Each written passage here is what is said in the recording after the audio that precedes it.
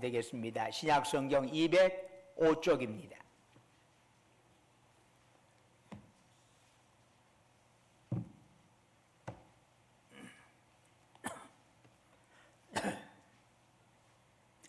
사도행전 11장 1절에서부터 18절까지 저와 여러분이 한 절씩 교독하도록 하겠습니다.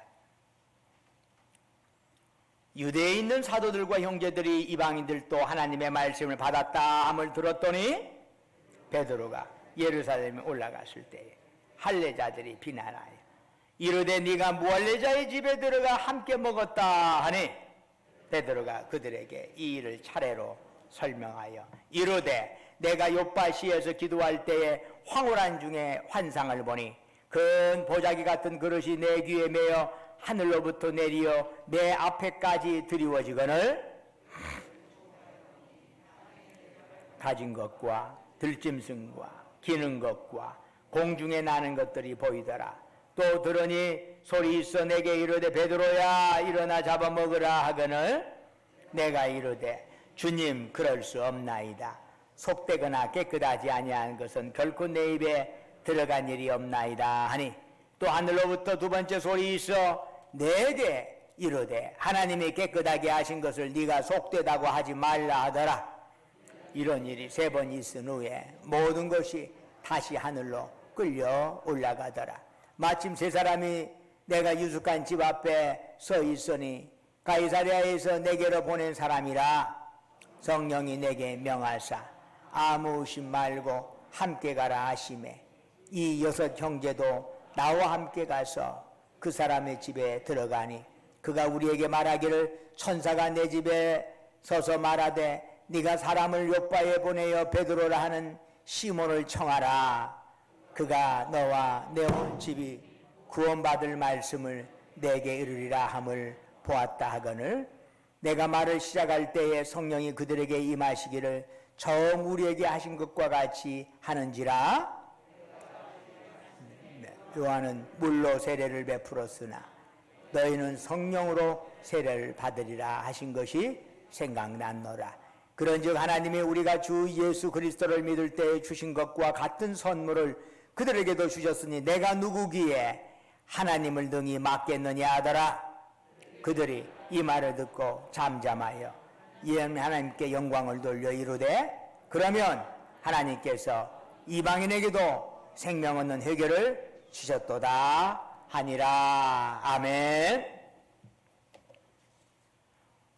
오늘 예배드리는 여러분 모두에게 하나님의 은혜와 복이 충만하기를 주의 이름으로 축원합니다. 아멘. 솔로몬 왕이 하나님께 1000번제를 드리고 나서 하나님께서 솔로몬에게 꿈에 나타나셨어. 야, 내가 너에게 뭐 해주기를 바라냐? 너는 내게 구하라. 그때 솔로몬이 하나님께 구한 게 뭐지요? 지혜지요. 더 정확히 말하면 열왕기상 3장 9절에 듣는 마음을 주옵소서라고 되어 있어요. 원래는 지혜는 의역이요. 원래는 듣는 마음이 레브쇼메아라고 하는 히브리어로 되어 있는데 문자로 말하면 listening heart, 듣는 마음을 주옵소서라고 하는 것이요. 솔로몬은 백성을 올바르게 다스리기 위해서는 먼저 그들의 소리를 바로 들을 수 있어야 한다는 것. 그러기 위해서는 자신의 마음이 잘 들을 수 있는 마음이 되어야 한다는 것을 깨달은 거죠. 하나님께서는 이 솔로몬이 구하는 것이 딱 마음에 들었어. 그래서 솔로몬이 구하지 아니한 부귀영화도 보너스로 주셨습니다. 결국 마음이 문제예요. 마음이 문제.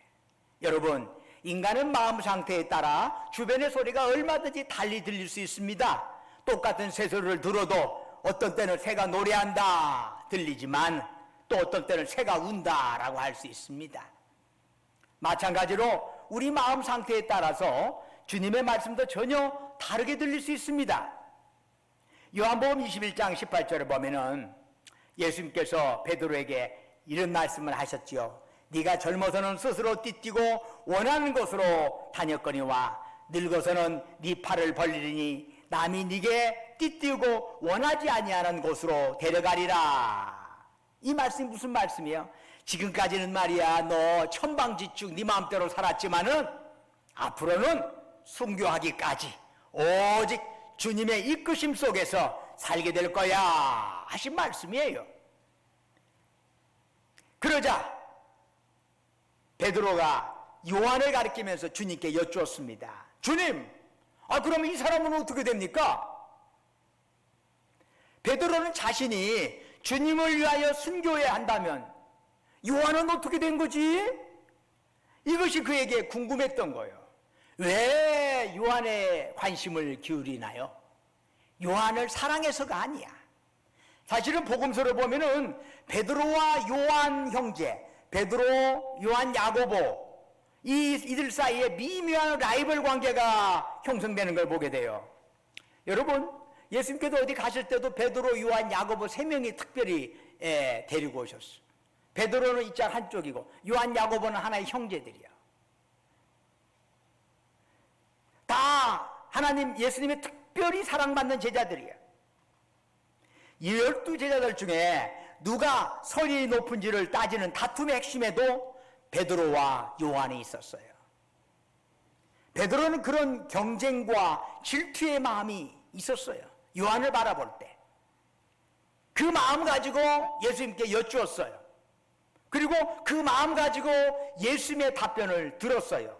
예수님 답변은 어떤 거지요? 이거지요. 내가 올 때까지 그를 머물게 하고자 할지라도 네게 무슨 상관이냐? 너는 나를 따르라. 예수님께서는 설령 요한을 살려준다고 할지라도, 내가 올 때까지 요한을 살려준다고 할지라도 하는 가정법이에요. 가정법을 말씀하셨어. 그런데 그 말씀을 들은 베드로는 다른 제자들에게 전혀 엉뚱하게 전달을 했어요. 어떻게 전달을 해요? 요한은 죽지 않는다더라. 이렇게 전달을 했어요. 요한복음 21장 보면 그렇게 나와. 즉 베드로의 마음이 바른 마음이 아니다 보니까 주님의 말씀을 듣기는 들어도 그것을 곡해해서 들은 거예요. 곡해. 거꾸로 들어. 뒤바뀌어서 들어버려. 문제는 아무리 진리를 전한다 할지라도 내 마음이 바로 되지 못하면 진리를 받아들이지를 못하는 것이지. 이와 유사한 일이 오늘 읽었던 사도행전 11장에서도 나타납니다. 사도행전 11장 1절을 보니까 유대에 있는 사도들과 형제들이 어떤 소문을 들었어요. 어떤 소문을 들었느냐? 이방인들도 하나님의 말씀을 받았다더라. 유대인들이 짐승같이 여기는 이방인들에게 드디어 하나님의 말씀이 전해졌다는 겁니다. 이에 대해서 예루살렘 교회에는 어떤 반응을 보이지요? 오늘 본문을 보면은 두 가지 상반된 반응을 우리는 찾아볼 수가 있습니다. 첫째 반응은 하나님의 말씀을 전했던 베드로를 댑다 비난하는 것입니다. 이방인에게 복음이 전해졌다면 같은 그리스도인으로서 하나님께 영광을 돌리고 그 일을 감당한 베드로의 수고를 치하하는 것이 당연할 터인데 그렇게 하지 않았어. 베드로가 가이사랴 지방 지역에서 예루살렘으로 귀환했을 때 예루살렘 교회 그리스도인들은 베드로를 혹독하게 비난을 했어요. 특별히 할례자들이 그랬습니다. 여기서 할례자라 불린 사람들은 예루살렘 교회에 다니는 유대인 크리스찬들을 의미하는 것이죠. 당시 유대인 남자는 예의 없이 할례를 받았고 그들은 그리스도인이면서도 할례를 절대시하는 유대인의 전통을 고수하는 사람들이었습니다. 그들의 마음속에는 예수 그리스도의 십자가의 은혜보다는 이방인을 폄하하고 유대인을 우월시하는 유대교의 전통과 관습이 그 안에는 가득 차 있었습니다. 모세의 세상을 바라볼 때 그런 눈으로 보는 거예요. 이방인을 보려면 아이 저 어설픈 것들, 저거 문제 있는 것들, 항상 이런 식으로 바라보는 거예요. 우리는 저들하고는 비교할 바가 못 되지. 우리는 유대인이야. 이런 거지요. 그러다 보니까 이방인에게 하나님의 말씀이 전해지는 것에 왜 이것을 우리가 어떻게 받아들여야 할 것인가? 우리가 좀 고민 좀 하자. 이런 거 하지 않고 그냥 유대교의 관습에 비추어 이방인을 만나고 그들에게 복음을 전하고 그 집에 함께 머물고 지냈던 베드로를 냅다 비난을 한 겁니다. 네가 왜 부정타는 짓을 했어, 이방인 집 가서? 그런데 사도행전 11장 18절을 보면 이 똑같은 사건에 대해서 베드로를 비난하던 똑같은 사람들이 어떻게 했죠? 잠잠해졌어. 그리고 하나님께 영광을 돌렸어. 이것은 베드로를 비난했던 자신들의 경솔함에 대한 사과의 표시이기도 합니다. 도대체 그들은 베드로에게서 무슨 말을 들었길래 이토록 태도가 바뀌어진 걸까요? 똑같은 사건을 놓고 똑같은 사람들의 평가가 이렇게 달라지는 이유가 뭐지요? 바로 마음이 달라졌기 때문이야. 마음이. 유대인의 마음으로 보았느냐, 주님의 마음으로 보았느냐에 따라서 전혀 평가가 달라지는 겁니다. 베드로는 자신에게 비난이 쏟아지자 사도행전 11장 5절 이하에서 그 자초지종을 설명을 했습니다. 베드로는 팔레스타인 서쪽 항구 도시 욥바, 지중해 연안에 있는 그 욥바에 머물러 있었습니다. 어느 날 그는 낮 12시에 그의 습관처럼 그 집 옥상에 올라가 기도를 하였는데 그 기도하는 도중에 환상을 보게 되었습니다. 하늘에서 큰 보자기 같은 그릇이 내려왔는데 그 안을 들여다보니까 유대인들이 가장 부정하게 여기는 온갖 짐승과 새들이 그 안에 들어있는 거예요. 그런데 주님의 음성이 들려왔어요. 베드로야, 일어나 잡아먹어라. 그러자 베드로가 저항을 했습니다. 주님, 그럴 수 없나이다. 왜냐하면 베드로는 정통 유대인이야. 정통 유대인이 부정한 음식을 먹지 않는 것에 대해서 큰 자부심을 느끼는 사람들이에요. 나는 절대 그런 거 먹을 수 없습니다. 그러자 재차 음성이 들려왔습니다. 하나님이 깨끗하게 하신 것을 네가 속되다고 하지 말라. 바로 이런 일이 3번 반복이 되었습니다. 그리고 나서 보자기 그릇은 하늘로 올라갔습니다. 사실 이 환상은 하나님께서 유대인을 죄에서 구원하셨듯이 이방인의 죄 역시 씻어주셨기 때문에 이방인들 받아들이는 것을 꺼려하지 말라 하는 뜻입니다. 동일한 환상과 음성을 3번 반복하면서 하나님께서는 구원을 유대인의 전유물로 이해하던 베드로의 편견을 교정하고자 하신 거지요. 그러나 당시 베드로는 그 환상이 무엇을 뜻하는지를 전혀 몰라서 의아해했습니다. 그런데 바로 그 순간 이상한 일이 벌어졌지요. 사도행전 11장 11절은 그 사실을 이렇게 기술합니다. 마침 세 사람이 내가 유숙한 집 앞에 서 있으니 가이사랴에서 네게로 보낸 사람이라. 내게로 보낸 사람이라. 여기서 가이사랴라는 지명이 나오지요. 가이사랴는 베드로가 머물러 있는 욥바로부터 약 50km 떨어진 도시입니다.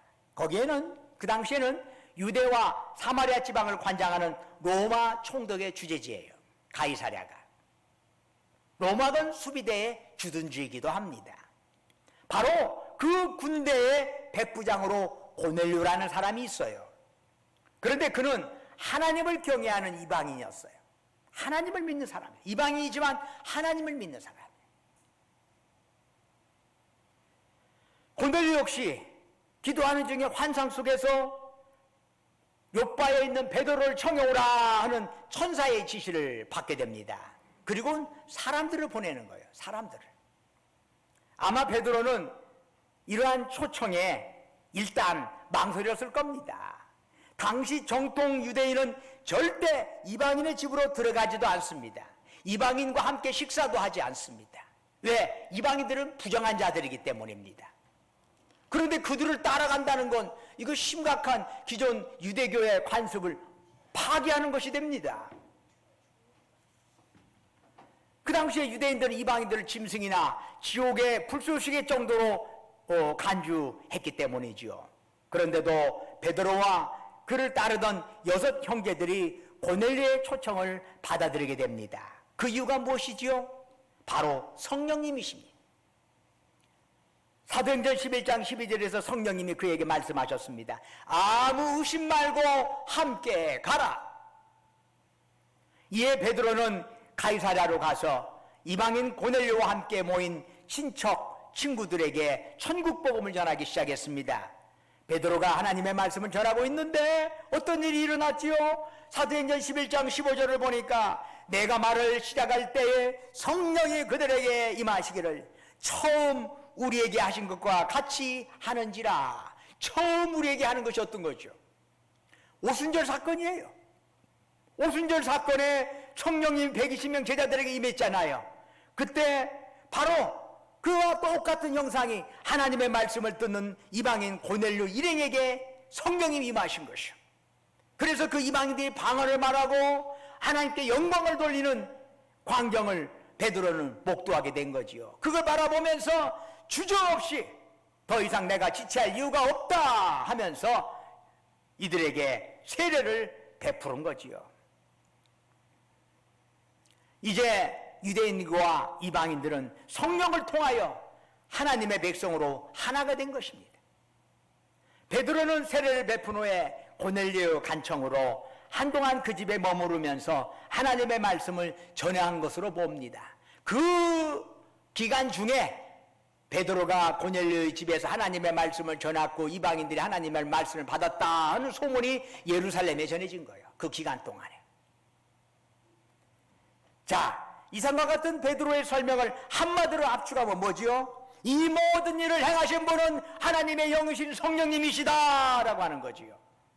가이사랴에서 기도하던 이방인 고넬료로 하여금 50km 떨어진 요빠의 체류중이던 베드로를 초청하게 하신 분 바로 성령님이셨습니다.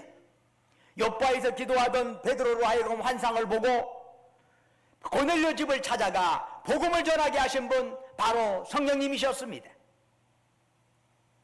베드로를 통해 하나님의 말씀을 듣던 고넬료 일행에게 침이 임하신 분도 성령님이셨습니다. 베드로가 이방인에게 세례를 베풀게 하신 분도 성령님이셨습니다. 베드로가 이방인 고넬료의 집에서 여러 날 동안 그들과 함께 먹고 교제하게 하심으로써 유대인과 이방인 사이의 장벽을 허무신 분도 바로 성령님이셨습니다. 즉 베드로의 설명은 이 모든 것 성령님의 역사야 라고 하는 거지요. 주님께서 승천하시기 전에 제자들에게 마지막으로 하신 명령이 있죠. 땅끝까지 이르러 내 증인이 되리라. 베드로 역시 승천하신 주님의 말씀을 듣고 땅끝까지 이르러 자기도 증인이 되겠다라고 결단했을 겁니다. 그러나 결단만으로는 그는 진정한 증인이 될 수는 없는 겁니다. 왜 그럴까요? 그 땅끝이 이방인을 가리킨다는 사실을 깨닫지 못했기 때문입니다. 그런데 오직 성령의 인도하심과 그분의 도우심 속에서 비로소 베드로는 진정한 땅끝 증인의 삶을 시작할 수가 있었던 것입니다. 이제 베드로는 사도행전 11장 17절에서 이렇게 결론을 맺습니다. 내가 누구이기에 하나님을 능히 막겠느냐? 지극히 짧은 문장이지만 이것은 베드로의 신앙의 핵심을 보여줍니다. 베드로는 지금 자신을 어떻게 인식하지요? 베드로는 하나님을 지금 어떤 분으로 지금 인식하고 있죠? 베드로는 내가 누구기에 자신이 진흙으로 된 피조물임을 잘 알고 있었어요. 내가 누구기에 내가 사도인데 내가 최고의 제자인데 이런 말이 아니라 나는 피조물이에요. 나는 흙덩어리야. 질그릇. 그런데 그 그릇을 빚으시는 토기장이신 하나님이잖아. 하나님이 그렇게 나한테 명령했는데 하나님이 일을 하시는데 내가 뭐라고 아니라고 얘기해? 처음에는 베드로 자신도 부정한 이방인을 만나는 것에 망설이고 저항하였지만 기도를 통해 그는 하나님의 말씀을 경청하였고 그리고 순종하였습니다. 그러므로서 베드로는 땅끝 증인이 되라는 주님의 명령을 교회가 공적으로 수행하는 물꼬를 처음 튼 사도가 되었던 것이지요. 베드로는 이 고넬료의 집에서 복음을 전하기까지의 과정을 그를 비난하는 할레파 그리스도인들에게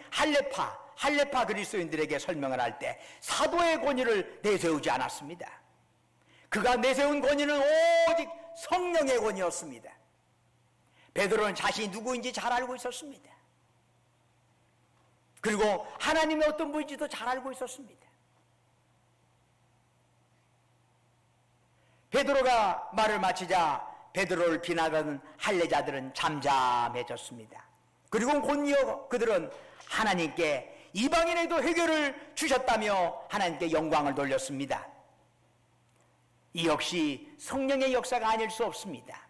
여러분, 할례파 그리스도인들 역시 이미 성령을 받은 자들입니다. 왜냐하면 고린도전서 12장 3절을 보면은 성령으로 아니하고는 누구든지 예수를 주시라 할 수 없느니라.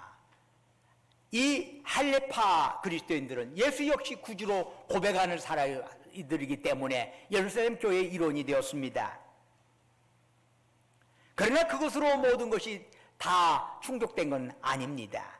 이제 할례파 그리스도인들은 베드로를 비난하던 기준을 내려놓고 자신들의 의도와는 다르지만은 그것이 하나님의 방해라는 사실을 인정하고 받아들이게 된 것입니다. 더 나아가 그런 하나님께 영광을 돌린 것입니다. 이것은 그들의 마음 중심에 성령님이 자리하였다는 얘기지요.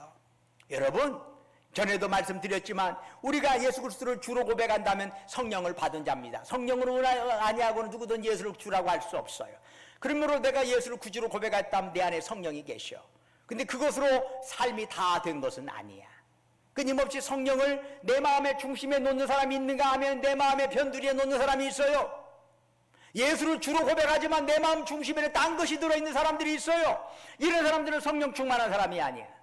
성령 충만한 것은 어떤 성령이 내 안에 생기는 것이 아니라 이미 내 안에 있는 성령이 내 마음의 중심으로 오는 것이 성령 충만한 것이에요. 이것을 사람들이 많이 헷갈리게 있으니까 이미 성령 받았음에도 불구하고 또 성령 받아야 한다고. 성령은 이미 내 안에 있어. 다만 내 마음의 중심에 있던 찌꺼기들을 내려놓고 그 마음 중심에 다시 성령님을 모셔드리는 것, 그게 바로 성령 충만이고 그것이 우리에게 능력이요 권능으로 나타나는 것인 줄로 믿습니다. 그렇습니다. 이 할례파 그리스도인들이 비로소 그 마음 중심에 유대인의 관습이 있었는데 이거 밀어내고 성령님이 딱 모시게 되니까 하나님께 영광 돌리게 된 것이에요. 신명기 10장 16절은 말씀합니다. 그러므로 너희는 마음의 할례를 행하고 다시는 목을 곧게 하지 말라. 하나님께서는 육체의 할례를 자랑할 것이 아니라 마음의 할례를 받으라고 말씀하시는 겁니다. 그럼 어떻게 마음의 할례를 받을 수 있나요? 성령님께 내 마음의 중심을 내드리는 것입니다. 이게 마음의 할례예요. 내 중심이 아니라 하나님 중심으로 살아가는 것입니다. 사랑하는 여러분, 이미 우리에게 임하신 성령님을 우리 마음의 주인으로 모시기를 축원합니다. 말씀과 기도로 우리의 심령을 성령의 천으로 일궈 가시기를 축원합니다. 참으로 함께 모이기 어려운 코로나 시기가 되었습니다. 이 시기에 우리 마음속에 성령님의 빛이 소멸되지 않도록 우리는 오직 말씀과 기도를 통해서 성령님께 집중할 수 있기를 바랍니다. 참으로 제4차 산업혁명의 시대 IQ, EQ가 AI가 지금 이런 인공지능이 IQ도 받아들이고 EQ까지 받아들이는 시대예요. 빅데이터를 통해서 AI가 다양한 데이터를 그냥 순식간에 섭렵을 해. 예전에 이세돌을 바둑 기사인 이세돌을 이겼던 알파고가 있잖아요. 알파고한테 졌잖아요. 그리고 나서 이세돌이 얼마 있다 후에 은퇴했어요. 알파고는 알파고 되기까지 수개월간을 여러 가지 자료를 줬다고 그럽니다. 그런데 알파고 제로라고 하는 또 다른 버전이 나왔어. 이 알파고 제로는 바둑 1, 2, 3도 몰라. 그런데 36시간 동안 바둑 ABC부터 가르쳤어. 그래갖고 모든 것들을 했더니 알파고 제로하고 알파고가 싸웠는데 알파고 제로 36시간 배웠던 알파고 제로가 알파고를 백전백승으로 이겼어. 5천년 동안 바둑의 지혜를 36시간 만에 그냥 인공지능이 끝내버려요.